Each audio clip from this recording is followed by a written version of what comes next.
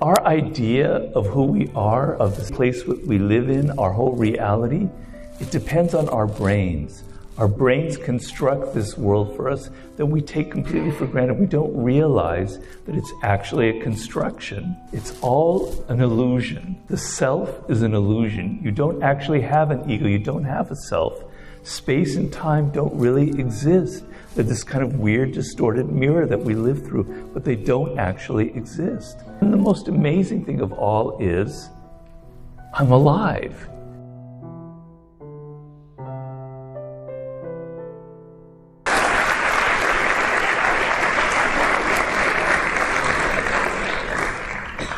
Wow. Yeah, this is pretty cool. Thank you all for coming. This is very cool.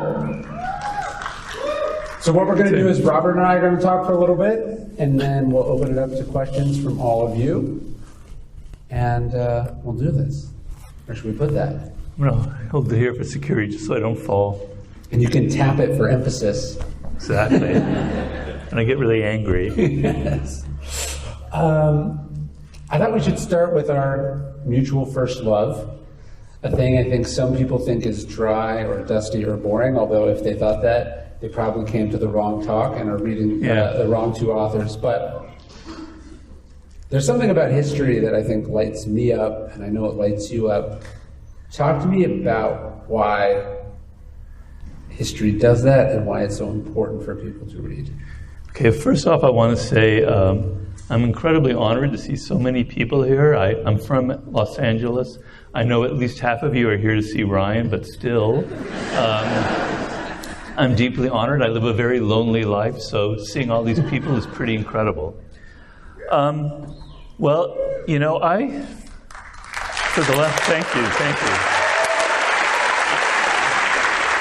I mean it. So for the past 28 years, I can say that I've spent an incredible amount of time with dead people, right? I've probably interacted more with the dead than the living during that time, you know, all the books that I read. And so I have a very particular relationship to the dead. I'm not talking about the rock group, mind you, okay. First of all, when you focus on what it means to be alive, I like to start there. So each one of you in the audience is alive. You have your own particular consciousness, your own sort of mindset. And it has this sort of texture to it, this day-by-day texture that kind of makes who you are. It's your daily thoughts, it's your obsessions, it's your patterns, it's your emotions, etc. And it's hard to qualify. You can't feel it, you can't taste it or see it, but it's who you are and you live it.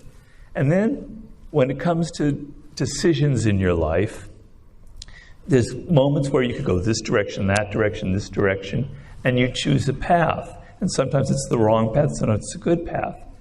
I can honestly say I never intended in my life to write the 48 Laws of Power. I didn't start out at 8 years old. I'm going to write the 48 Laws of Power. I kind of went like this. And I ended up doing it, by chance almost. So when we look at the past and we look at those who lived before us, they are the same as you and I right now.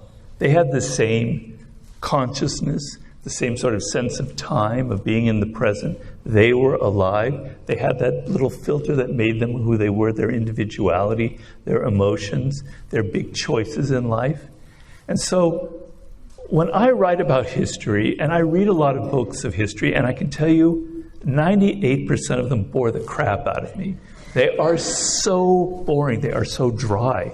They just list George Washington on November 4th. He woke up, he talked to his troops. That afternoon, he crossed the Delaware River, blah, blah, blah, blah, blah. It's like we make the dead people even more dead than they are, right? But they're alive. They're in the moment. They're excited. They're dealing with the same things that you're dealing with right now.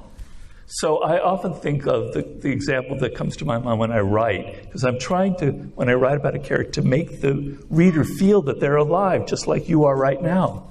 I think of Julius Caesar at the moment when he was about to cross the Rubicon and enter into the civil war against Pompey, one of the most dramatic moments in history. And if you put yourself in his shoes, here's this man who's just been through the Gallic Wars, incredibly violent, with the barbarians of France, the Gauls and all that he'd been through and seen so many deaths, nearly died. And here he is with 50,000 troops, and if he crosses the river, it's civil war, and he's facing Pompey, who's got an army 5 times his size, right? And we just think he just crosses the river and he says the die is cast and such. But no, he's afraid, he's hesitant. He knows that if he crosses, he's probably going to die, right? And lots of his men are going to die. It's an incredibly dramatic moment. And he's hesitating and he's thinking about the options. And he's thinking about where he came from, where this will be at the end of his life. And then he comes to that moment where he decides to cross it. But that's like incredibly dramatic. It's not like this just fact. It wasn't like he was fated, he had to cross the Rubicon. It was a choice that he made. And I want to give a feeling, when you're reading books about history, that these people are alive, that they're living through moments just like you, and to make history something so much more exciting and dramatic and romantic in a way. Yeah, the great biographer David McCullough, he said something that I really loved. He said, you can never lose sight of the fact of 2 things. One, that they didn't live in the past, they lived in the present. Yeah. And 2, it could have gone differently, right? And so that what we're talking about in our books, what he's talking about in his books, what you're talking about there with Julius Caesar, is that he didn't have to do it. It was only a foregone conclusion after it happened. And so when you can see history as this sort of snapshot of something as it's happening, as opposed to something that did happen, it becomes exciting, really exciting. Yes, there's the fact that there's been the spoiler that you vaguely know what happened because you heard about it in school, or all this art is based on. But if you can go back and you're reading it and you go, no, they were really wrestling with something. There was something hanging in the balance here. And the great man of history theory is obviously less in vogue today than it was in the past. But to go like, if this person had chosen differently, if something had gone a little bit differently, all of the events that came after would have gone differently. And so suddenly the stakes become very high, and you really feel the humanness of that moment, as opposed to just a bunch of dry sentences in a book.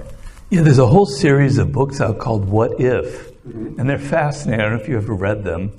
And so they go through history. If one little detail had turned differently, all of history would have been rewritten, and probably, I don't know where we would be. So one of the best examples is the Mongols under Genghis Khan, their invasion of Europe. And they were on the verge of going to Vienna and conquering Vienna, and then all of Europe would open up. And then I think it was Genghis Khan died, and they all had to return for his funeral because that was their religion. And so they never did it. But if he had died a week later, and they had launched their invasion of Vienna, all of European history would have been completely altered. And these are amazing things to consider. And it's the sort of macro, enormous events like this, and then on a much smaller level, like with what I write about, I think something that struck me as I'm reading Meditations is Marcus Aurelius thanks his philosophy teacher Rusticus, who gives him his copy of Epictetus's lectures. And so, if that doesn't happen, if the teacher doesn't recommend a book to the student, and then the student doesn't read the book that I'm reading in this moment doesn't exist, and then the whole notion of the philosopher King Marcus Aurelius' life goes perhaps differently. And so how just as our lives individually can be changed by the single intervention of a person or an idea or a book at the right time, at the right place, that's also happening historically with these people that you're reading about. A single, Theodore Roosevelt's father doesn't say, hey, you're smart, but you're weak, and you've got to get strong. These singular moments change the course of someone's life, and thus history that follows. I'll take it one step further. If you hadn't come and contacted me some 16 years ago, right? You wouldn't have been writing about the Stoics and had your books, and people wouldn't be reading about Marcus Aurelius from you right now. And none of these people would be here, and in fact, they might not even exist. Exactly. I love what you said about living or interacting with the dead, because that's also a very Stoic idea. Do you know about the prophecy that Zeno gets from the oracle at Delphi?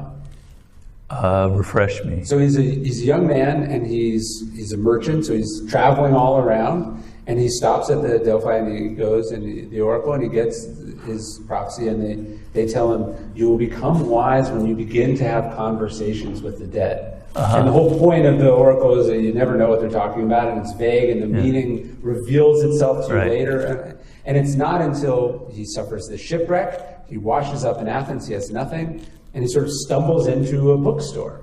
And they had bookstores? Yeah. Well, where do they get these books? I mean, they're not, your and my books, but this is where you're buying the scrolls. Okay. Or the writing materials. Well, I didn't know that. That's selling books. Yeah, of course. So we don't know the name, right? Is it an indie bookstore? Is it a chain bookstore? Okay. We don't know. But he ends up in this. He ends up in this bookstore, and the bookseller is reading one of Plato's dialogues, or I guess it would have been one of Xenophon's books. Yeah. He's reading Socrates on the choice of Hercules. And it's in this moment that Zeno realizes what the prophecy means, that you'll become wise when you begin to have conversations with the dead. That's what reading is. That's what history is. That's what books are. It's the way that these people come alive. It was as if Socrates was in that bookstore with him. That's right. It was as if Hercules was in that bookstore with him. Right. Because that's what the power of even bad history is. But great history, vividly written history, it's a chance to there are these hundreds of thousands, millions of incredibly wise men and women who lived before us. They have all these amazing things to teach us about how to live in the present, right? All these lessons for us.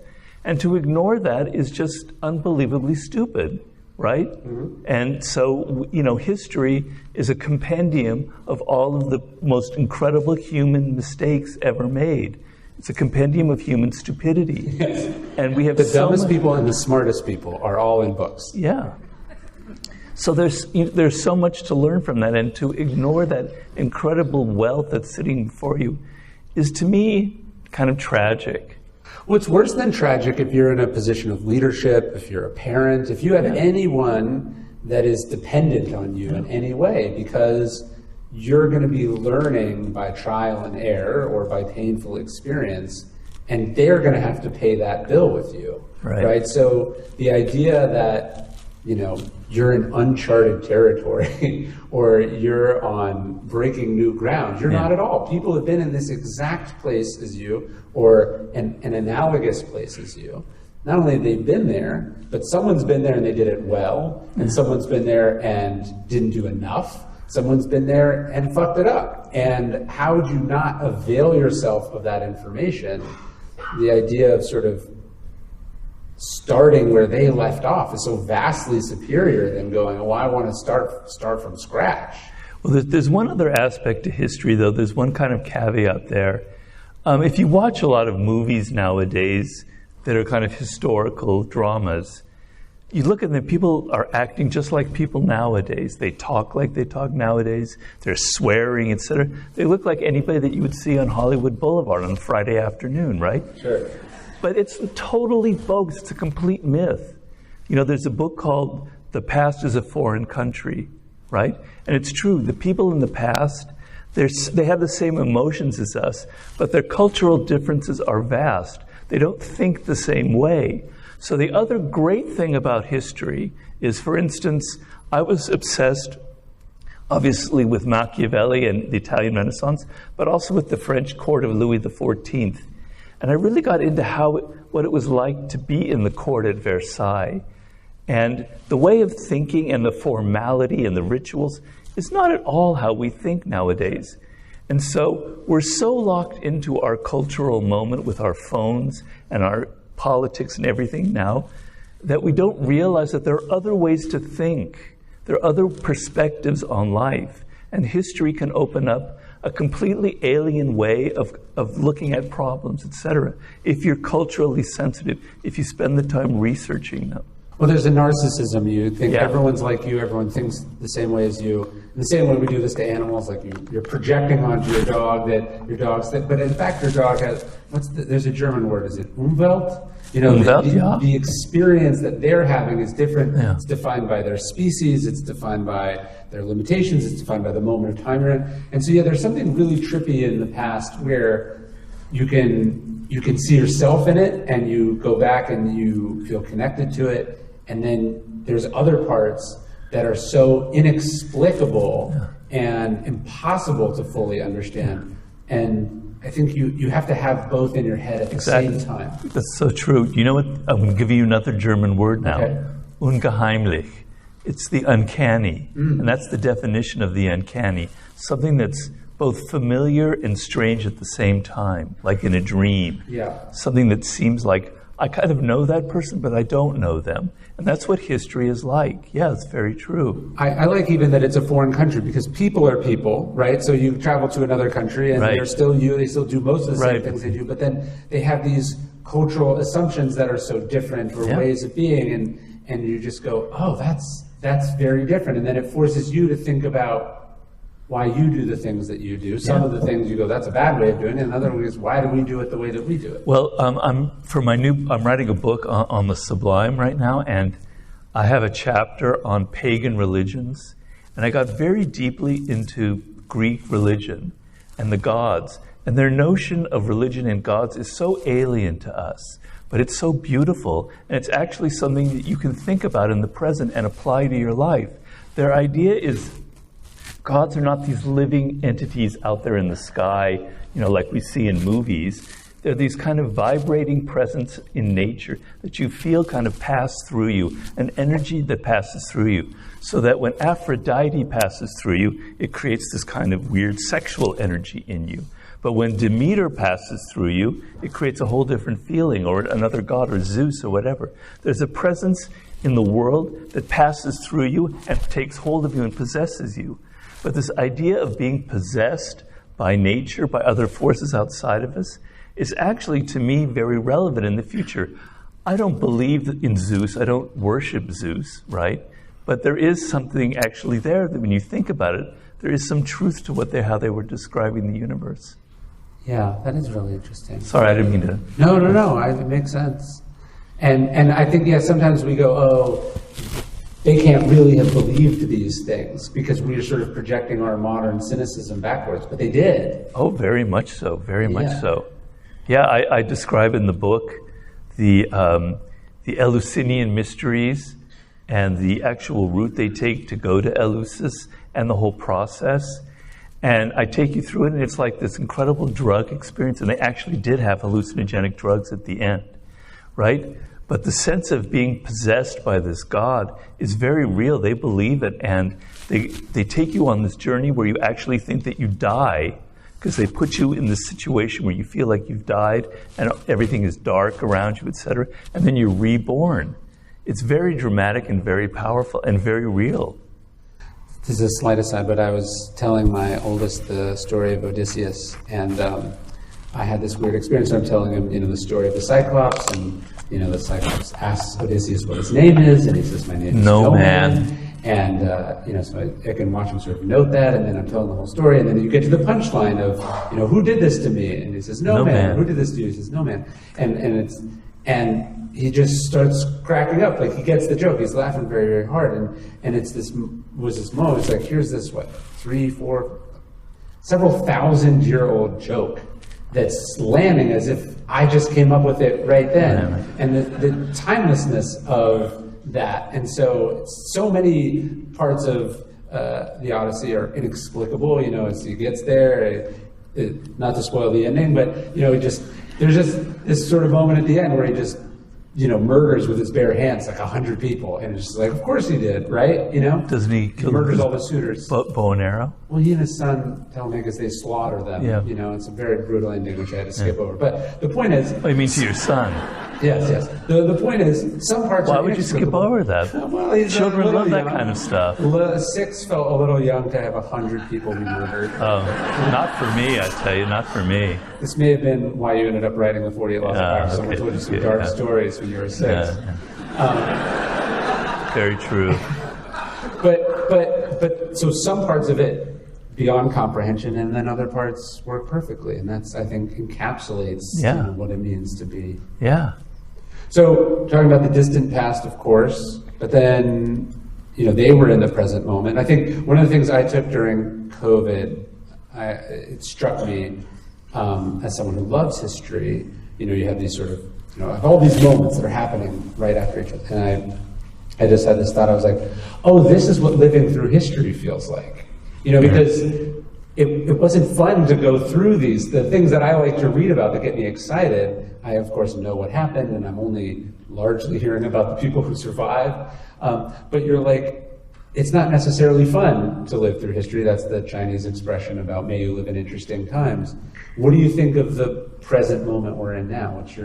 You talk a lot about the zeitgeist and laws of human nature. What do you think about where we are now? Well, each period tends to have a kind of feel to it, right? Like the 20s, it was kind of the wildness after World War I. People are going crazy. Alcohol, sex, the whole thing. The 30s, the depression and reaction to that. Then the 40s and the war years. And the 50s and Eisenhower, and we all know the 60s, Okay? And I personally am old enough, I can actually say I lived through the 60s and the 70s. Right, in the 70s, we're kind of like this great hangover from the 60s. But I think about now, and my whole thing is, what is it going to be, how are people 100 years from now going to be writing about this present moment that we're in? And the strange thing is I can't really get a handle on it. I really feel like we live in this time that is so weird and chaotic that it's really hard to put a name on it. It's really hard to figure out what is actually going on. And I think 100 years from now, maybe they will understand it, but it's so strange. So we don't have like large belief systems anymore. Like there was the war, there was communism versus the West. There was capitalism, the fall of the Berlin Wall, and all these tremendous dramatic moments we lived through, 9/11, et cetera. But what is kind of defining this? What unifies us? So in the 20s or the 60s, you had like the wildness going on, the sex, the alcohol, the drugs. And then you had the reaction against it, people who were very conservative. Right. But it was kind of this one whole fabric. I can't find anything like that right now. I think a lot of it comes from technology and the internet, where we're all so splintered that there's really hard to tell a story about what we're living through right now. And that's kind of how I define it. I've never really come upon a moment in history that I can say about that. And I think we're actually hungering for something kind of larger and transcendent, some sort of larger narrative that we can piece together about our present moment. But we don't have it right now.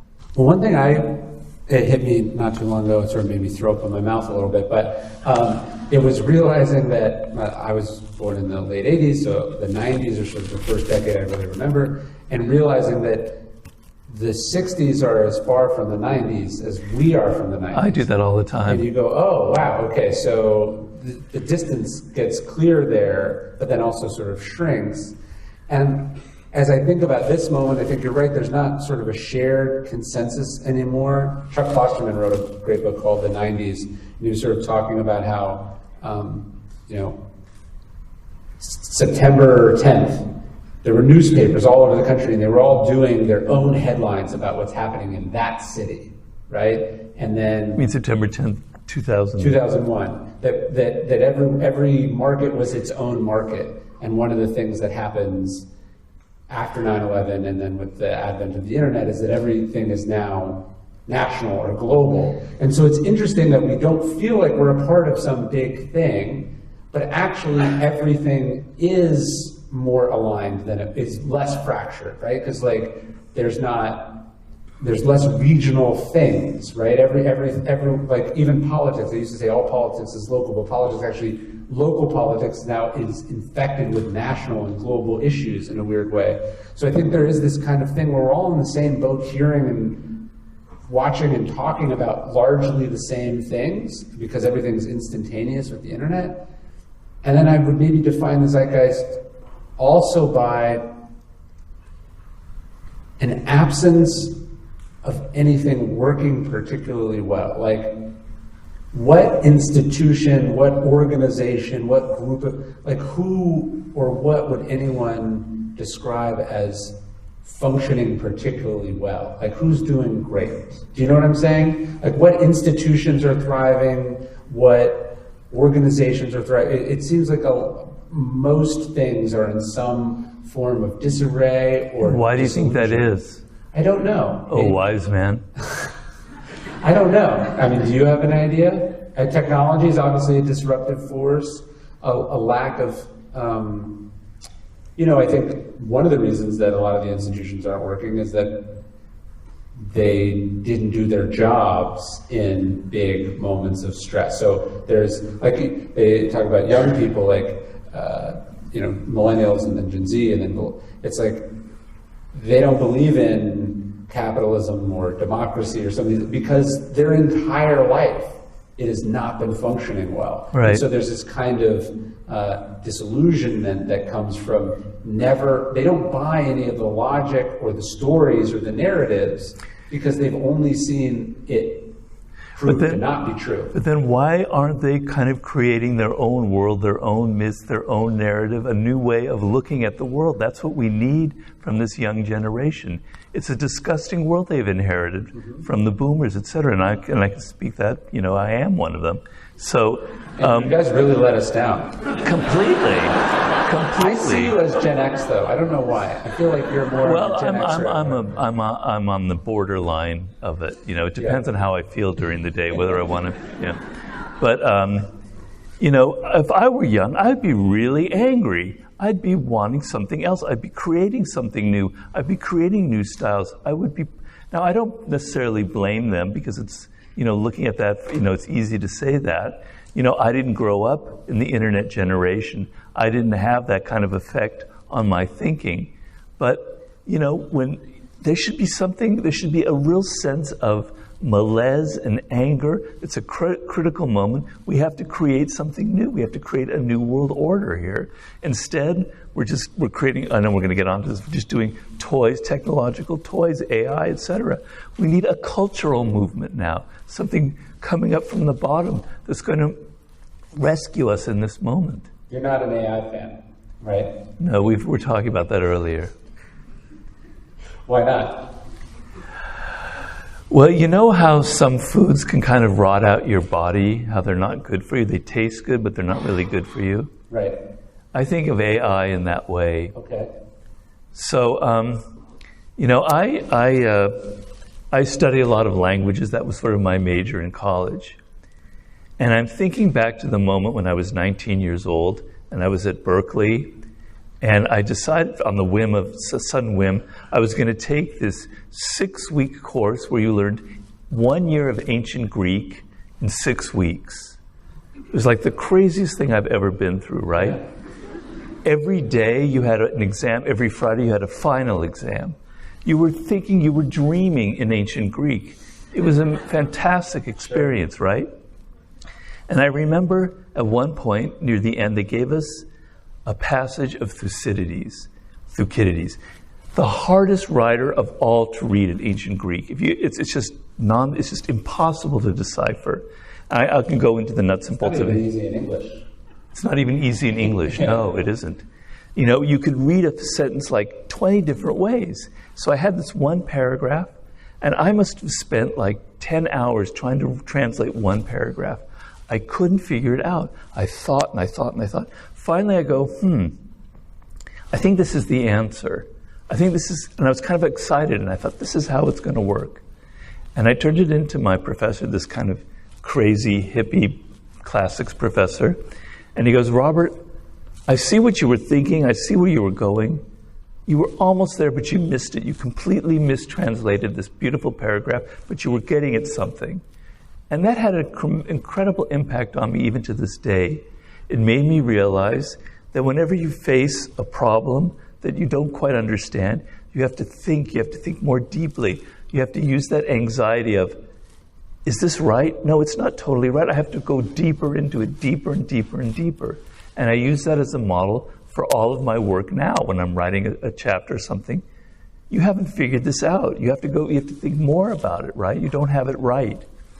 Well, what if in that moment I'd simply pulled out my translation of Thucydides and just copied the paragraph? Yeah. Or what if I had ChatGPT and I just put it in there and it gave it to me right away? Yeah. My thinking, the whole thinking process would have been annihilated right there. Sure. The whole process of the frustration, oh, I can't get it, oh, I'm not good enough, something's wrong with me, oh, I got to go further and further and further. It developed character, it developed patience, it developed discipline, it developed self-esteem and humility. There's nothing more humiliating than facing a paragraph for 10 hours and not figuring it out, right? Sure. So you've got, kids nowadays who are never going to have that experience. Sure. They're going to be, getting prompts. No one's going to learn a foreign language anymore because you can just go to Mongolia and type in a sentence and ChatGPT will give you the translation. Sure. These incredible skills that the brain has are going to be atrophying. I fear. And that kind of process, the brain is so much more interesting to me than any piece of technology. I'm sorry. That's what we should be worshiping, not these little toys that we create. Someone was asking me.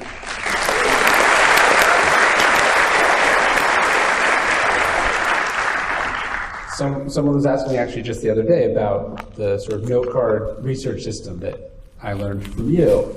And they were like, can you walk me through some of the pros and cons of doing sort of by hand note cards? Yes. And I said, well, the thing about the note card system is that all of the cons are actually pros, right? The fact that it is hard, that you can't scale it, that it takes forever, that your hand aches, that if you want to put one note card in 2 places, you have to do it 2 times. That it's physical, that you can lose. All of that is actually why it works, because you read something in a book, and then if you want to get it from the book to the note card, to maybe put it in your book or use it in a speech or what, you have to physically take it from here. It has to flow from your mind through. It's this process, right? And that it's hard is the reason that it works, and that you could highlight it and pass it from here to there and make an infinite number of all the things that digital technology allows you to do are advantages in the sense that they remove the difficulty. But by removing the difficulty, they remove the point. They remove all the value. Yeah. The writer Douglas Hofstadter said, if you want to climb Mount Everest, right, you have to spend weeks training and training and training and training. And then you finally reach the moment where you get there and it's really horrible and the oxygen and everything, and you could die, and you've got your Sherpas who might be dying. You finally get to the top. Whoa, how incredible. He said, ChatGPT is the equivalent of taking a helicopter to the top of Mount Everest and getting the same view. Well, why not? Showing you a picture of it. It's even at least you got to see the view as a person, right? Like you're getting a refraction of a refraction of a refraction with these things, I think. Right. Yeah. You were the best researcher I've ever had by far. Thank you. Right. So it was amazing. Okay. I had the worst researcher a couple of years ago. He's not here. I imagine whoever it is doesn't think that they're the worst one, right? No, God, no. And you know what he did? I told him my note card system. What he did is he literally digitally copied passages from the books, and I don't know how he did it. He printed them on the note cards. He didn't take the time to write and to think about what they might be. He just copied passages on note cards. Well, I could just read the whole book instead of going through your stupid note cards. Sometimes I type the passages. I don't feel like it's cheating. It's still flowing through. All right. I'm doing it because my handwriting, I can't get it all on the card. Like it's the only way I can shrink the font down. And then I don't print it on the card to punish myself. All right. I print it out, and then I cut it out with scissors, and then I tape it, or I get one of my kids' glue sticks, I put that on.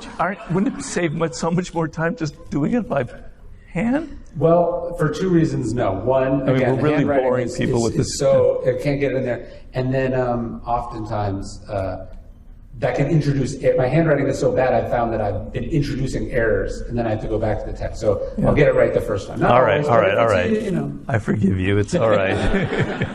It's not a sin. That's okay. Yes. But no, the fact, do you ever read a book that's so good and you're excited as you're reading it, but then also you're dreading that what it's going to take out of you at the end when you have to go through your note cards to do it? I go, oh my God, I'm looking at the book and it's like every page is folded. And I'm going to have to rewrite this book by hand. I know. I have that all the time, yeah. And more often I have a book that sucks so badly that it's not even worth half a note card. Yes. But sometimes they're worth like 60 note cards. And you're like, oh shit, I got to spend like 4 days, copying that out. I know. You a 3x5 or a 4x6 guy? I'm 4x6 guy. Me too. You know what I started doing? We're learning how to. You know what I started doing? This is how I knew I made it. Didn't I tell you to do 4x6? Yeah, of course. Yeah. I get my own note cards printed for each book. What do you mean? Like with the title of the book at the top of the note card. I don't understand. Are you OCD or something? No. What I'm saying, you can get your regular people note cards at the store, but these are 4x6 note cards. These are fancy. These are like monogrammed note cards. It says the title of the book at the top of the note card. So I'll give you. Okay. So for the virtue series, I'm doing the 4 virtue series, right? Courage, discipline, justice. Yeah. Okay. So this is what I did for this one. Actually, it's a little different than what I'm saying. So I got like 10,000 note cards printed from a printer down the street from the bookstore. Oh. And it says courage, discipline, justice, wisdom at the top of the note card. And when I'm doing the note cards, I circle which book that note card is going to pertain to. Because you're researching more than one book at a time? Well, sometimes I'm reading a book, there's such good stuff, but it's not for the book I'm doing now. I'm going to use it later. And then okay. So I've taken your system not for a singular book. I have 4 boxes for 4 books. Yeah, okay. And so some of the stuff that I didn't use in the first book moves over to the second, which moves over to the third. So I'm playing, 4-dimensional. You're much better organized than I am. Because, first of all, you take only like a year or 2 to write a book. I take like 5 years or so. And, I know that there's something in there that will be good for my next book, but by the time I get to my next book, so many years have passed that it's just useless for me, Well, I want to talk about that. So, first off, the reason my books are faster than yours is they're about a tenth of the length. So we're running totally different rates. It's like a sprinter being faster than someone running a marathon or an ultra marathon in your case. Talk to me about how do you work on something every day for 5 years? Like how do you delay gratification? Also, how do you keep yourself going when let's say for the first year, you're not even 20% of the way done, right? Like, I'm just trying to you don't even feel like the progress of getting closer to the end, really. How do you keep going? Well, in the beginning, you're all excited. You're like an eager puppy about to go out for a walk. You've got all of this material. The whole world is open. I can read all of these books. It's fun. Mm-hmm. Then it starts getting a little bit painful after about a year. But the saving grace is each chapter is different. Each chapter is like a book, right? Sure. So I'm writing a book now on what I call the sublime. The first chapter is about the history of the universe. So I'm reading all of these science books. I've read this chapter. It's like millions of years of history. In billions. Yeah, it's incredible. Okay. Yeah. And I read a book called The First 3 Minutes, which is about the first 3 minutes of the universe. It's an incredible book, very technical, but incredible. The Big Bang, right? And then I'm immersed in that, and then it's over after about 5 months. And now I'm writing a book about evolution and the dinosaurs. And I'm going into the world of dinosaurs and animals and biology. Wow, how exciting. And then that's over, and by the end I'm kind of drained. And then I'm moving on to pagan religions. Each chapter is so exciting and different and weird. And human nature was like that. Rationality, narcissism. How can you not be excited about writing a chapter about narcissism? There's so much material. I had so much material from myself as well, It's fun. But if I had to write one book on narcissism for 5 years, I would kill myself. I would never make it. So the diversity of it and the breadth of it is the feature, because it allows you to get excited about the component parts. But I can tell you when you're like in chapter 5 and you got 7 more to go and you go, oh man, I don't know if I can make it.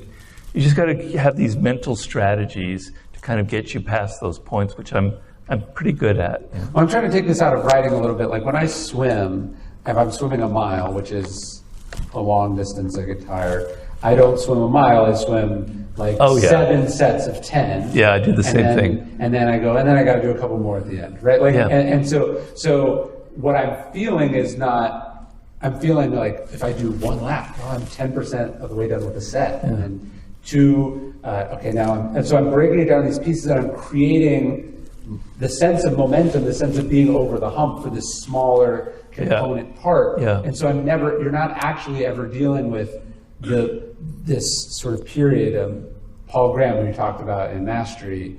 He says there's the launch, and then he says you immediately go into the trough of despair. But I feel like if you break things up into component parts, you're actually never in the trough of despair because you're always just starting a set, or you're just finishing a short set. That's so right. Breaking it up is a really good way to do hard things that take a long time. That leads me to a question I wanted to ask you. So, your books have helped me a lot. I read them all the time. My favorite is Ego is the Enemy, but they're all really great. But I struggle with these things all of the time. So I meditate every morning, and as I'm going through my meditation, thoughts are piling up, going outside of me, and going, man, that's my ego talking. My ego is talking. I'm heading towards enlightenment in my meditation. I'm going, wow, if I get enlightened, I'll be so much better than anybody else. I will be the enlightened one. And all these other suckers, they're not, My ego is constantly bubbling up. Discipline, I'm always like, man, I'm so bored. I'm just going to read more about the Lakers, and I'm going to get into some trivia kind of thing. I'm struggling constantly with these things. You, the great master genius of these things, do you struggle as well, particularly with ego, which you described so brilliantly in the introduction to Ego is the Enemy? Are you still dealing with that? Well, not only did writing the book not solve the problem for me, I then had to get it tattooed on my arms as a constant daily reminder. So, I think I wouldn't even say I'm better than most people at it. I would say I wrote about it because it's a thing I'm struggling with constantly, especially, I think what was unique for me, particularly with Ego, your story is, you're the sort of classic late bloomer. I mean, you wrote 48 Laws of Power. How old were you? I have to say, No. I was 38 years old, older than you are right now. Yeah, which is so different than my experience, and there's pros and cons to both, but I think, my first book came out when I sold my first book when I was 24 years old. And then, got optioned to be a television show. There was all this stuff happened so young. I mean, even I think about what I saw when I was going through at American Apparel, none of that was healthy or normal. And I think it would have been very easy to spin off the plan. So clearly stuff worked at some level, but also I was, the formative influences in my 20s were not people who lasted. I mean, they imploded and blew up their lives and burned out. And so I'm definitely having to think about that stuff all the time. Like, who are you talking about? Well, Dove's a good example. Oh, yeah. He's not doing so great. Yeah. But I mean, the idea is these people that I thought were teaching me how to do stuff were in fact teaching me a longer lesson on how not to do stuff. Oh, if you don't include me in that. No, you're the last one standing. Okay. Success is a very dangerous thing. Yeah, you say success is more dangerous than failure. For sure. Or damaging than failure. Particularly when you're young. And it's the kind of classic scenario that happens to hip-hop artists, one-hit wonders, you know.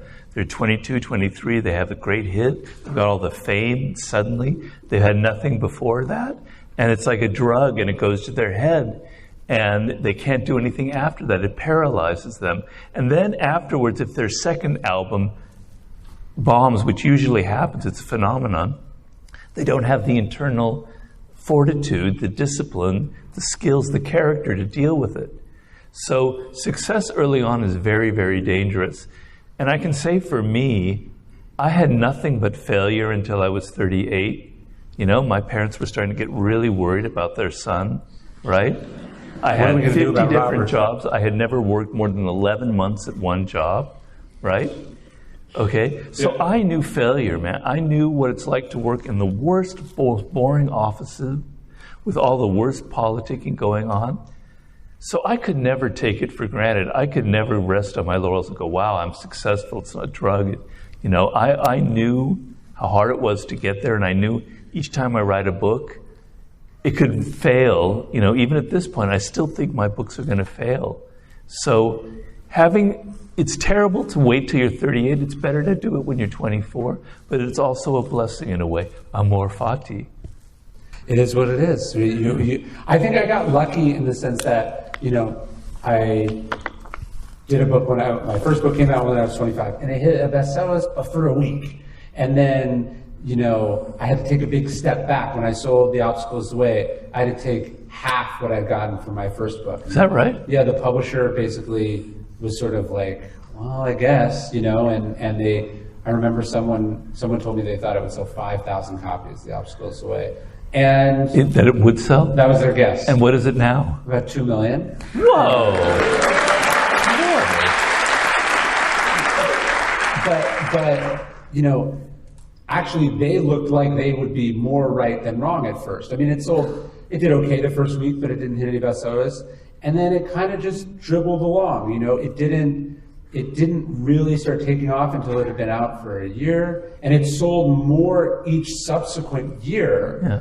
But there was no one moment where it just hit, right? And so it was quick, but then really steady. And so there was an adjustment curve to it, and I was too busy doing the next book and the next book and the next book to really notice how quickly it was picking up. And so, you know, I think one of the ways, I think, the antidote against the poison that is potentially success, like Tennessee Williams calls it the catastrophe of success, right? If you get it all at once, it can wreck you. If you're just working, if you're working on the next thing, the next problem, you are too busy to celebrate, you're too busy to let it go to your head, you're too busy to say that it says something about you as a person, you're just on to the next thing. Yeah, that's a great lesson. I mean, I think of like, let's take Dove, for example, you know, a classic example. And this is Dove Charney, the founder of American Apparel. Yeah. And so he's an incredible entrepreneur. He's very charismatic. You know that we both kind of fell under his spell initially. And he becomes incredibly successful. An amazing story. This guy selling T-shirts out of his car in Montreal to this factory in Los Angeles. This beautiful factory employing thousands of people in Los Angeles doing regular work, being paid well. Hundreds of millions of dollars a year in sales. Amazing story. But he can't hold on to it. Why? That success, he can't adapt. So it's the classic story of someone who's really good at one thing, and he's really good at building the company and creating the design and the marketing, but he can't adjust to the next level, which is, I'm running a large company, I'm not a good manager of people, I'm kind of crazy, I'm insane, right? I yell at people, I'm out of control, I've got to get other people to handle it for me. But he can't make that adjustment.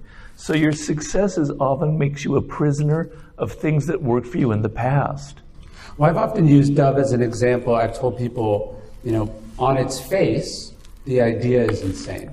I'm going to make clothes in America, I'm going to pay people fairly. I'm going to not put logos or branding on them. I'm going to run my own stores. I'm going to do the photographs myself. Right. Everything that he did made it less likely that it would work potentially. It's all crazy, right? So everyone told him every step of the way, this is a bad idea, it won't work, don't do it. And so the catastrophe of his success is that he proved all those people wrong. Now he can't do anything wrong. Yeah, and he identifies that voice of don't do that, it's a bad idea, with those same very wrong people, and it becomes almost synonymous with haters or non-believers. And when they would say, hey, I think you should hire a better accounting staff, or you should bring in these people to support you, or hey, it's not only a bad idea ethically and morally, but it's illegal to have sexual relations with the people who work for you. And he's like, what do you know? And he's so the success is the seed of his own destruction, and in some ways it's almost inevitable. Well, look, he was a huge fan of the 48 Laws of Power. He called it his Bible. Yeah. He called me El Señor, which is deeply blasphemous, okay, right? And so he has me on as a consultant. He brings me onto the board of directors, right? And you would think that he would trust my advice, that he was going to listen to me. Yeah. El Señor is giving him advice. But every time I tried to tell him, no, you can't do that, Dove. You need to change. What worked in 2003 with young women wearing this kind of sexy 80s clothes isn't where they're at 2011. Things are changing. You have to adapt. You have to think about what the next step is in what the trends are. Oh, yeah. He never listened to anything I said. And yet, so that to me is and I deal with that all the time as a consultant. People hire me to give them the advice that they wanted to hear in the first place, right? So... Yeah, I remember there was the only person at some point who could reach him. I remember it got so bad that somebody called his mom, and his mom came and sort of pulled him out of a spiral he was. Was that when he was sleeping in the factory? Yes. Yeah. There's some Elon Musk vibes. Oh my God, it's totally Elon Musk. Yeah. It's eerie how similar it is. It's the same kind of personality trait, the same disorder, the same micromanaging, the same thinking like, I can do no wrong. Even the stupidest little tweet I send out is brilliant, Yeah, it's really weird. And I think one of the things I took from that is a sort of a wariness of kind of very manic energy, bad habits, lack of structure. Yeah. Obviously I wrote Ego is the Enemy as American Apparel was pulling itself to pieces, but then the book I did after was about stillness, was me trying to rebuild my life out of the destruction that went going. Yeah. I remember I called someone that worked for me at 2 a.m, and my wife was like, what are you doing? You can't call people. This isn't how this works. But that's the habit that I had picked up and I had watched. I remember Dove would sometimes call me at late at night because he had to hear talking before he could go to sleep. He was, one, so lonely, but two, so dysregulated that he had to that's how he would come down. Yeah. And it was realizing that's not where good decisions come from. The sort of manic energy to come up and then the things to come down. You've told the story, but maybe you could at that famous board meeting where the decisions were. What happened? Jesus, I hope he's not here today. Oh, I'm sure he came to visit. He and Kanye are both here. Oh, yeah. That would be interesting. Are they friends? He's running Kanye's fashion company. Oh my God! Yeah. What a pair! What a pair! What the a match! And the Jewish hustler. God, yeah. Jesus. It's a very dramatic moment. Wait, sorry, I did talk to someone on record. I said we were both there and we've been through all those epic 5. I was like, how do you think their meetings go when they sit down? Who talks for 5 hours without break? Is it Kanye that gets to do it? Is it Dove that gets to do it? They must just be fighting each other to be the craziest one. I don't know. Maybe we have to join their company again and find out. Then they call Elon and they just go. Yeah. There's a movie in there. Sorry. So yes. No. So the famous scene. Yeah. Well, so just put yourself in this position. I'm his friend. We'd hang out. We'd hang out in New York. We'd hang out here. We'd go to bars. We'd go to restaurants. We were friends because the guy's really interesting. He's funny. He's weird. He's manic, but he's also very interesting. Okay, he's a genius. But there's a point reached where this ship is going down, right? And it's going down fast. And he's crazy, and he's running it into the ground. And we've got 12,000 employees to look after. We have shareholders. It's a publicly traded company. We have responsibility to the shareholders on the board of directors. So we decide that we have to fire him, right? And I'm the linchpin of this, I hate to say, because as supposedly put on the board to be loyal, if I say no, then there's no way we can fire him. But I kind of go along, yes, we have to fire this guy. It's terrible. And so we have to disguise the whole, it's a conspiracy like you wrote about, right, with Peter Thiel. Yeah. We can't tell anyone because the moment he hears anything of this, we're dead meat. He's going to fire every one of us and replace us, right? So it's like something, like a CIA, and we have to keep everything secret, all our emails, all our correspondence. And then we go to New York for the board meeting where we're going to fire him, and, quite nervous, what's this going to be like? And Dove comes into the room for a meeting, and he doesn't know what to expect. And the guy was, I don't know if you've ever seen the movie The Caine Mutiny with, okay, it's before your time, but Humphrey Bogart plays this captain of a ship who's literally going insane. He's like worrying about the strawberries that are being eaten in the refrigerator on his battleship as opposed to like the battles going on. And Dove was sitting here with like Nescafe, a bottle of Nescafe, and he was literally eating the Nescafe, scoop after scoop after scoop. Of dry coffee powder? Yes. Yes. I would have rather him just done cocaine in front of me. That's less weird. Well, he was like putting like a little bit of water in and then eating it and then scooping it out. It was disgusting. Yeah. And then we fire him and he's so shocked, right? Well, didn't you? I think what's just for people, we're getting a little into the weeds, but there was actually a choice. Isn't he offered a series of choices, sort of a rational choice? The choices were, are you going to be fired with cause or without cause? And in one way, you get... Wasn't the third option you can resign and get like $1 million a year as a consultant? Like there was an option, a rational option where you walk away the winner. Yeah. Well, he turned that down right away. His decision was to fight us every step of the way. Yeah. And then, it's all history. He goes with this $1 billion hedge fund that he somehow manages to seduce, but they're completely using him. And then the company just totally falls apart and it's destroyed. I regret in the end firing him because it didn't work? Because it would have been better to have him run the ship aground and for him to realize that he failed as opposed to being able to blame us for that. Right. Yeah, the problem is ultimately people don't want to learn the lessons. No. Not from their experiences. Yeah.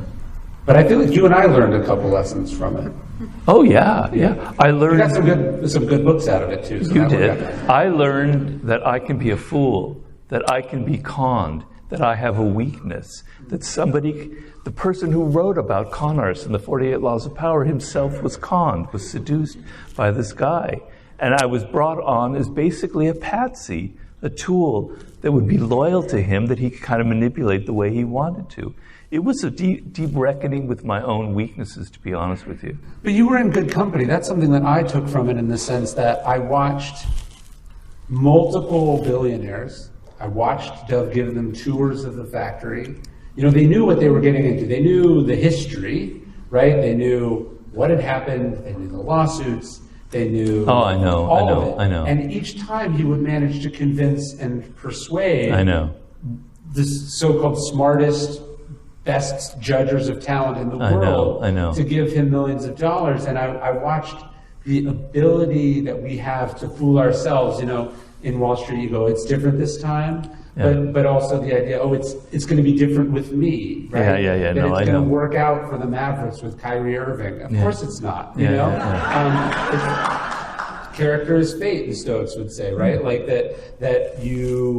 it's not going to be different. It's in the blood, you know, and to realize how good we are at fooling ourselves, at seeing what we want to see. That's one of the laws of human nature. Yeah, it is. But I wrote the books about that, so it's a little more galling for me to fall for it than billionaires who think they're going to make a lot of money out of it. Whereas I'm not going in this for money, you know. So anyway. Well, I want to get to the questions, but I did think we should wrap up with the idea of mortality, the ephemerality of life. It's a good way to end. We come to the end of the talk. Yeah. I've been fiddling with this Memento Mori ring. It's sort of the one of the reminders that I have this sort of physical touch. I think it's so interesting. Like in the ancient world, death was everywhere, right? Nobody died in a clean hospital down the street, you know? Very few people lived all the way to, you know, old age. Infant mortality was high. The average lifespan was shorter. People died in plagues and in accidents of small cuts. And then anytime you were eating animals, you saw the blood in front of you. You were cutting that chicken's head right out in front of you. You saw the blood oozing out. Yeah, even warfare, it's not you're shooting an artillery shell 6 miles away. You're stabbing right in front of you. Ripping the sword out of them. Yeah. I mean, it was a gruesome world. And yet, it was the ancient world that needed, for some reason, to have these reminders of Memento Mori, that life is short, that you could go at any moment, that you're not invincible. The irony is we're the ones that need the reminders because we have the evidence that you are going to live longer. We have the actuary tables. We have, when somebody, the slightest sign of sickness, they're taken away, and you're just not seeing it. And so I just think it's so interesting that the people who need it most are the most out of touch with the fundamental fact of their existence. Yeah, I mean, I've been thinking about it a lot lately because, as you know, I came very close to dying myself. I had a near-death experience. So I've been thinking about it a lot lately and trying to recreate what actually happened and what I could learn from it. And I decided that it's not so much death that's so interesting to look at. It's dying itself, the process of dying. Everybody who dies, obviously, if they don't die suddenly, they go through several weeks and they have to go through that. And there are people like myself who come back from the dead, literally, right? And so, what does it mean to actually feel like you're dying? Are we going over time? Am I dying right now? All right. Okay. And so, I think about that moment. So I was driving here in Los Angeles. Anna was in the car seat next to me, and she sees something really odd going on, and she's forcing me to pull over. I go, no, everything's fine. And then suddenly, I'm getting out of the car, and I'm doing all sorts of strange things, and my whole sense of time and space is shifting. It's distorting. I don't know where I am, and what seems to be 15 minutes of me doing things is actually 2 minutes, which she tells me. And then the next thing I know is I'm unconscious, right? And I could have easily been dead at that point. And if I'm dead, obviously I'm not here. And, it's not a bad way to die. You just go to sleep and that's it. It's not painful at all. Having a stroke isn't painful, generally speaking. Your blood stops flowing to your brain and you go, you're unconscious, right? And then I wake up and I'm in a gurney with other gurneys piled on top of me. And I went, what the hell just happened to me? Am I actually dead right now? I don't know. I don't know what's going on. And for a moment, I'm kind of looking at myself from up above the sky, and I'm looking down at my grave, and my mother and Anna are there kind of talking about me, and I have this sense, well, I died, but that's all right. Life goes on, etc. Not for you. Huh? It doesn't go on for you. No, it doesn't go on for me, it goes on for them. But what wakes me up is I have to pee with incredible, and then I'm alive, all right? I haven't died. And for some reason, I start yelling in Spanish. Yelling, suéltame, suéltame, por favor, no puedo respirar, tengo que orinar, etc., etc. I don't know why. I'm like, my brain has been, a bit jumbled up, so to speak, all right? And then the next few days, I'm like joking with everybody, and people don't understand, I'm like euphoric, right? And then, of course, a week later, I realized, no, I'm a cripple. It's the worst thing that happened to me, but I was like giddy for that first week. And when I think about it, it teaches me something very elemental. So our idea of who we are, of the place we live in, our whole reality, it depends on our brains.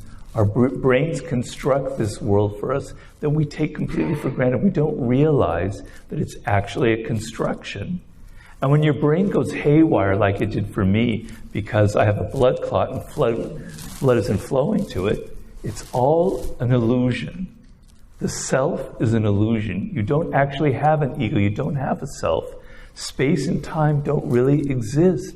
They're this kind of weird, distorted mirror that we live through, but they don't actually exist. And then the most amazing thing of all is I'm alive. And I carry that with me now, and I go, it is so strange to be alive. Do you understand how strange it is to be alive? You have to understand that by first being nearly dead. But just to be conscious, just to be aware, just to realize that I'm here talking to Ryan Holiday with, 900,000 people here, is absolutely insane. History is insane. Automobiles are insane. Birds and cats are insane. The sheer probability of any of this existing is incomprehensible. Yeah. And it just made me so aware of that every single moment of my life. And I have a chapter in my new book, Awaken to the Strangeness of Being Alive. And so we should listen to these people who have these amazing stories coming back. I'm cataloging them and I'm going to be writing about them in my new book. But dying teaches us so much about how our life is actually an illusion, it's a construction, and that there's something else out there. Don't you sometimes wear the shirt as a reminder, the shirt that the paramedics do? So when the paramedics came, I was wearing this new shirt that Anna had gotten me for my birthday, and I loved it. It was this plaid shirt, and I wore it all the time. They came and they ripped it off and they cut it and shredded it with scissors, right? To get to your heart, or to be able to get rid of the blood clot. And 8 months later, I asked Anna, "Where's that shirt? I love that shirt." And she told me the pathetic story of my favorite shirt. And then she said, "Well, they actually gave it to me in a bag when you left the hospital." I go, "Where's that bag?" She brought it to me, she pulled it out, and it was in these pieces. And I go, "Could you please sew that back together again? I want to wear that shirt." Speaking of Memento Mori, and I wear it now all the time. And it's got these Frankenstein stitches across it. But hell, it looks very fashionable, And I wear that shirt with pride. And it's a reminder to you. What's so interesting is you have this powerful, overwhelming experience, but with time, I imagine it fades a little, and you have to have things that bring you back to it, that connect you to the urgency of that experience. It fades, but it doesn't really fade. So I constantly dream about it. I had a feeling in my bones like life was sucking its way out of me, and all the blood was leaving me and my bones were getting soft. I still have that feeling. I still have a visceral connection to death, And yes, it's faded. But you try spending 5 minutes tying your shoes every morning, and you're reminded of that experience very graphically every moment of your life. Well, it's beautiful. It's haunting. Beautiful also. Yeah. Should we do questions? I think we should. All right. So I think there's a mic somewhere.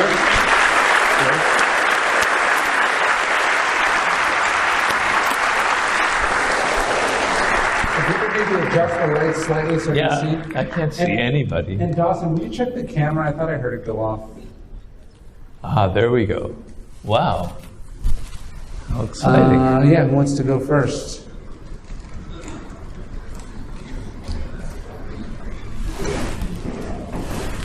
And we're doing short questions, no two-part questions, no speeches masquerading as questions. Yeah. And also, if we don't like the question, we'll answer our own question. Yeah. Go for it.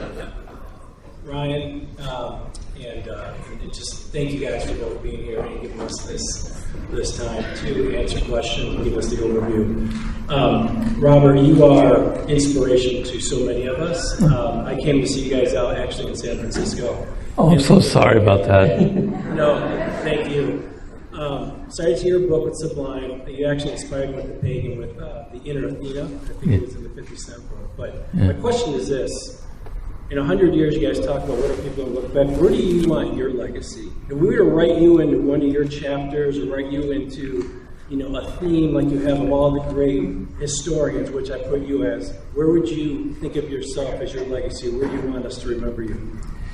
Well, if people are still reading my books in 100 years, that would be absolutely fantastic, and the sense that, I wrote the book, The 48 Laws of Power, at a particular historical moment, the Clinton era, all the weird stuff going on, Wall Street, the early tech bubble. So there was a moment in history, and I didn't write about any of that. I wrote about Louis XIV, I wrote about Cesare Borgia, I wrote about Julius Caesar, all these weird figures in history.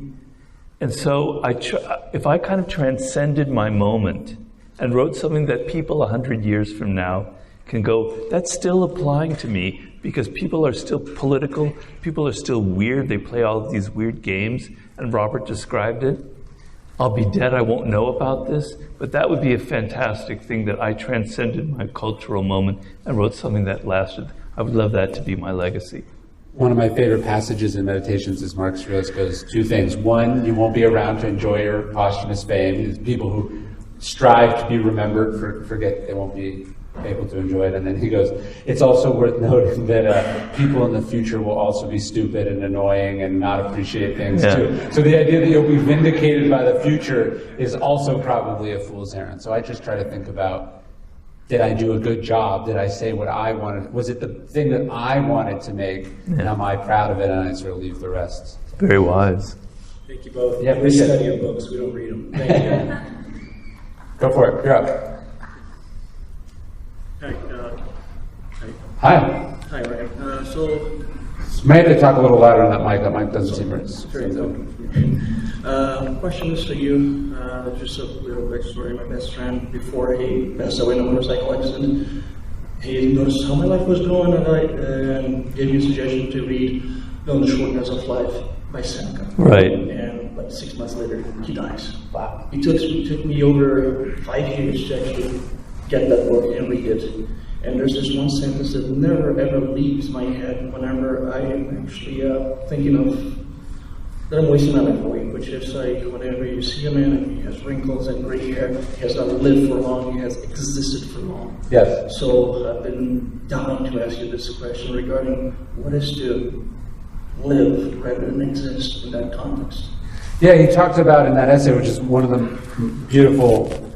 most beautiful things he ever wrote. He said, be sure that at the end of your life you have more to show for it than a large number, right? He said, I don't think he doesn't mean like financially, like the number in a bank account. He means, you get 100 years, that's an impressive number, but what matters is, what you did with that time, right? So I don't know if I don't think there's some general rule of what it is to live, but the question is, did you do what you could do with the time that you had, right? To me, I think about, did I leave potential on the table? Did I leave opportunities on the table? Did I leave experiences on the table? Did I leave things unsaid, not in my work, but to people that I care about? So to me, living is just, it's in line with a piece of advice you gave me. I remember when I was thinking about leaving American Apparel, you said there's 2 types of time in life. You said there's a live time and dead time. Yeah. Dead time is passive and waiting and, resigned, and a live time is embracing and living and doing. And I just try to I'm not perfect at it. There's certainly been periods of dead time in my life, but I remind myself of that constantly, a live time versus dead time. And if more often than not I'm doing live time than dead time, I think that sort of cumulatively adds up to a pretty good number. Yeah, I think of Leonardo da Vinci, who had a quote at the end of his life saying, when you die, it's like after you've worked really hard during the day, you've toiled at something, you go to sleep and you have this great feeling like you accomplished something. But when you die, do you have that same feeling? Like, I did something, I accomplished something, now I can die in peace.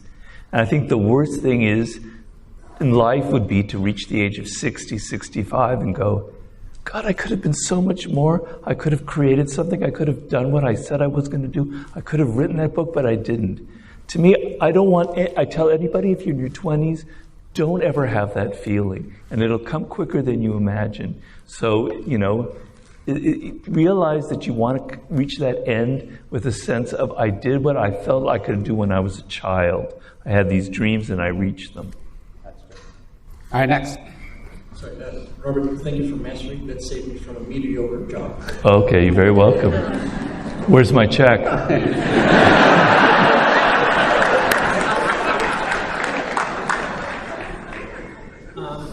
I am like you, Robert. I straddle baby boomers and Gen Zers, and growing up from the boob tube to the smaller boob tube.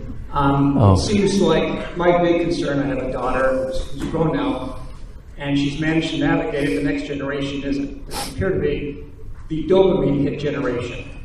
We talked about it, you guys talked about it earlier, about how the future and where we're going with all this, but you guys as historians, I kind of want to go back and spend a little time because we learned from our past. Is that capable, is that even relevant in today's new tech generation where we're headed? So if you guys could just opine on where we're headed, where you possibly see we could be headed with chat, AI and everything else. Thank you. Well, the way I look at it is the time that you live in is a resistance factor. It's like when you're swimming, you get stronger because you're moving against the force of the water. When you're weight training, you have the resistance of the weight. When you live in a cultural moment, there are all kinds of bad habits, obsessions, addictions that can happen. It happened in the 50s. Look at how people were smoking and drinking, etc. They exist. They're television. So you want young people to resist the times. You can make yourself stronger than I ever could have been if you develop discipline, if you work against all of the addictions, all of the sugar rushes, all the dopamine fixes that people are surrounding you with. If you cut short your time on Instagram, if you force yourself to learn a foreign language, if you get your children to play the piano, etc., they're going to be the biggest weirdo in their neighborhood. People are going to wonder what's wrong with that. But they are going to be the masters of the future. So use these bad times as a resistance factor to make yourself even stronger.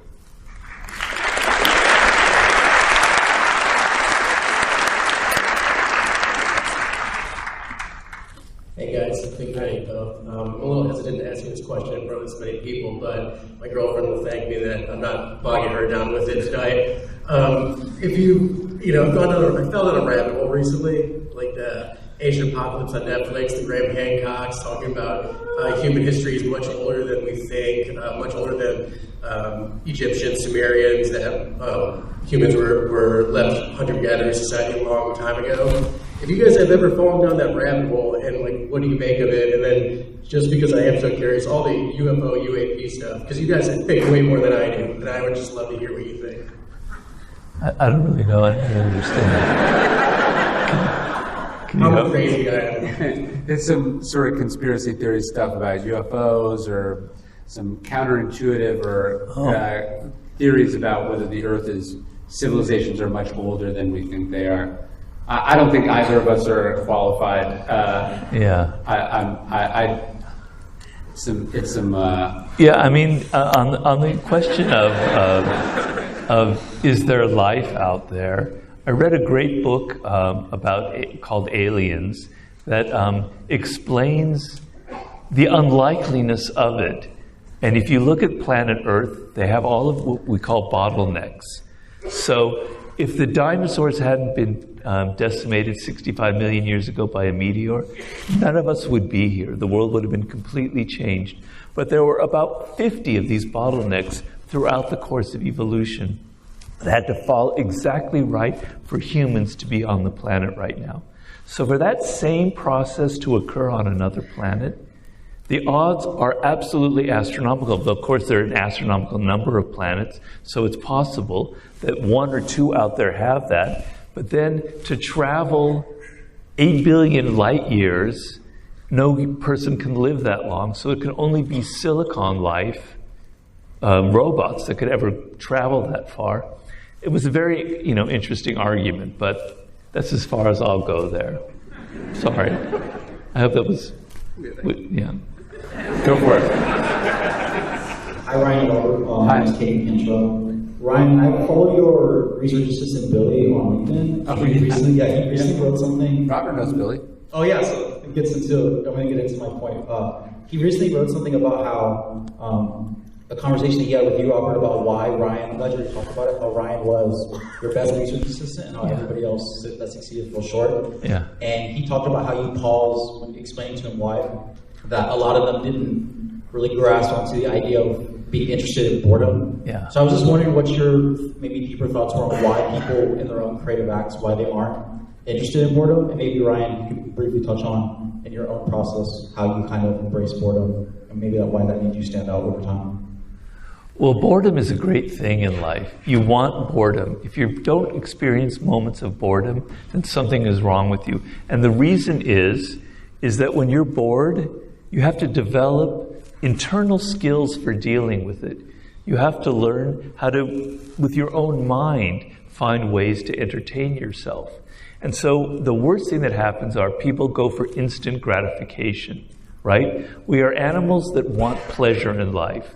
We are drawn to things that are pleasant, and we're not drawn to things that are unpleasant. But if you can deal with boredom, you understand that greater things will happen if you postpone your need for immediate gratification, right? So boredom is teaching you something. It's telling you develop your own skills. So instead of grabbing a video game to entertain yourself, when I was a kid, not that we were superior back then, please don't get me wrong, we had to invent games to deal with the boredom when our parents left us alone. We had to become creative and inventive. So you want to feel boredom. Boredom means that you have to do something yourself to get over it. You have to develop those internal muscles and go, I've got to entertain myself. I can't turn on a show. I can't play this game. I have to do it from something from within. If you listen to it and it will develop your character. If you listen to it and you learn the lessons from it properly. I think also it's when you love it, when it's fascinating to you and exciting, it's actually not boring. So all the things that maybe other people thought were boring or they couldn't get through, I was riveted by it. Getting to listen to hundreds of hours of interviews was tedious in the sense that I'm transcribing. You mean the 50 cent tapes? Yeah, but I found that to be fascinating. I thought I would tell myself, how much would someone pay to listen to this, right? Yeah. And what would a reporter be making of it? Sure. So you find different lenses to look at it Sure. that allows you to get excited about it, then it's not boring. And if you have a terrible crap job, like I had so many of them, if you approach it that I'm learning about people, I'm learning about what I hate, I'm learning about people's weird psychology, that boring job flipping burgers suddenly becomes a kind of an education for you. Great question. We got time for just a couple more. Wow. I know, I'm sorry. This is Go fast. Yeah. We'll burn through. Hi. Hi. I wanted to say thank you because you've been such an inspiration to me and lots of people in this room. But here's my question. I know that writing can be super, super duper frustrating at times. So how is it that you tackle burnout and how do you get through that? I mean, for me, there's the sort of writing process, and then there's the recovery process, which is, usually physical. So I'm balancing out the mental exhaustion with running or swimming or bike riding or walks or doing other stuff, right? So you take it as far as you can go in sort of one lane and one modality, and then you switch to the other, and it's this sort of hot and coldness of it that helps balance it out. So I know you have physical practices that you do. Having that, I think, helps you. You're not just sitting in a chair just pushing yourself. You're getting out of the chair and doing other stuff that helps keep you going. And it also helps to be extremely excited by what you're doing and deeply engaged so you can deal with the grind and the loneliness. Writing is a very lonely profession, you know. And so you develop all kinds of weird strategies and things like that. But being in love with what you're doing is a great way to get over the grind and the moments where you want to give up. Great question. Thank you. Just wanted to say thanks before I ask my question. I'm here for both of you. 50-year-old, appreciate you both. And your wisdom and books has helped me greatly in life. My question is in regards to virtue. You both speak of virtue. Obviously, there's the noble virtues that the Stoics speak of, and living with virtue to achieve eudaimonia, right? To live a well-flourishing life. And wisdom, courage, temperance, or discipline, as you say, Ryan. And justice, I feel like, is missing in a lot of the world. I think when Robert, you talk about figuring out where the world is today, I feel like a lot of that's what's missing is virtue. I just would love to hear how you both view that, how you both view these virtues, and eudaimonia, and your thoughts on that. I yield to Ryan because he's the person who writes about those things. Yeah, it's funny. I wrote in The Obstacles Way, obviously, that these things we experience in life are opportunities, right? And when I was writing The Obstacles Way, I was much more thinking about it in a sort of a business context, a success context. How do you use this setback to come up with this creative idea, or how do you use this, constraint as a way to spring forward? And that's what that book is about. And that's Stoicism as a sort of success hack or strategy, which it is, and I stand by it, and I think it's interesting. But as I've gotten older, as I've thought more about it, and now I'm doing this series on the cardinal virtues, I think what Marcus Aurelius is really saying, when he's saying that, the impediment to action advances action, stands in the way becomes the way, what he's specifically referring to is that every situation, good or bad, big or small, is an opportunity to practice one of those virtues, right? To be brave, to do the right thing, to be disciplined or strong, right? To be wise, to learn. And they're all sort of inseparably intertwined with each other as well. And so what I think of virtue, as we were talking about backstage, arte, the idea of sort of moral and physical excellence, as being what we always have the opportunity to do, right? So if you take virtue as this thing, this form of excellence, and then you go, okay, whatever I'm doing, wherever I am, whatever I'm experiencing, I have this opportunity to be great, right? To be excellent. That's how I think about it. Robert, any thoughts on it? No. He expressed it very well. So Thank you both. you're very welcome. All right, we'll give you the last question. Sorry. How do you know something you've written is too long or too short or not well edited enough? Well, I'm guilty of always writing too much, but I work in chapters. I don't work in the whole book length. And I'm very attuned to the reader. And the worst thing is I'm going to be boring my reader with this. So I know when that chapter is 20,000 words long, it's way too long. It's starting to bore me. My eyes are glazing over. I've got to cut it. I've got to cut that chapter down to a size that I think a reader will be engaged in it, will be excited, will learn from it. The stories are taught. I don't like wasted words. I don't like wasted verbiage. I want it to be clean and compact and forceful. And when it gets to that point, then it's great. And unfortunately, with the laws of human nature, it's a 560-page book. And I didn't go out intending to write that. But the shock of it all is that book is selling really well. It's selling better than the 48 Laws of Power right now. So, I think it's more like... I hope so. It nearly killed you. Yeah, exactly. It did. Thank you. He's right. Like 2 months after I had my stroke, 2 months after writing about mortality, I faced it. But each chapter felt like it was right, and then it was 560 pages long. My books aren't meant to be read cover to cover, so I think I can kind of get away with that strategy. I mean, you do have to be ruthless. You do your first draft, and you try to get it all down, and then you have to go, what's extraneous here? What actually isn't essential? And it's this process of winnowing and refining and reducing it down till there's everything that needs to be there, and there's none of the things that should not be there. And that's the hardest part, because writing is a creative act. So it's fulfilling and exciting and additive. And then the process of having to cut things that you were excited about, that you love. Stephen King talks about killing your darlings. It is a brutal process. And there's little tricks, like I sometimes keep a separate Word document, and I'm cutting stuff, and I go, I'm going to use that later. I'll use it in something else. I never touch it again. It's just a lie I'm telling myself, so it doesn't feel like I'm killing something that means so much to me. But I know that if I don't do it, if I'm not brutally honest and don't hold a firm line with it, I'm abusing the most important thing that there is, which is the reader's time and the reader's trust. And so, a rule is like, if you're bored by it, certainly the reader's going to be bored by it. But also,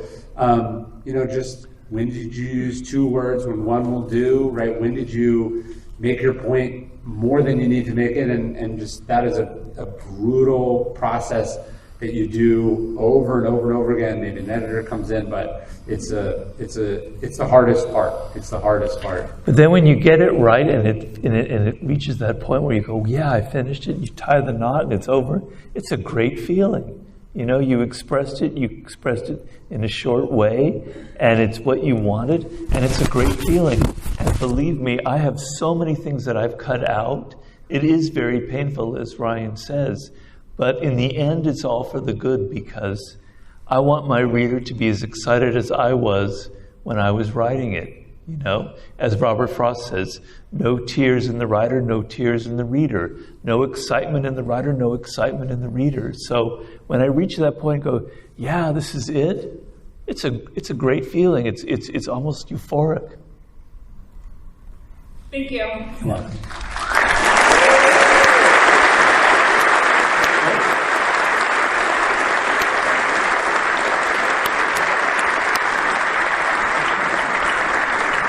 Thank you all very much. I guess we'll have to do it again to answer all these questions, right, Robert? Yeah. How about? We will. Thank you, guys. Thank you.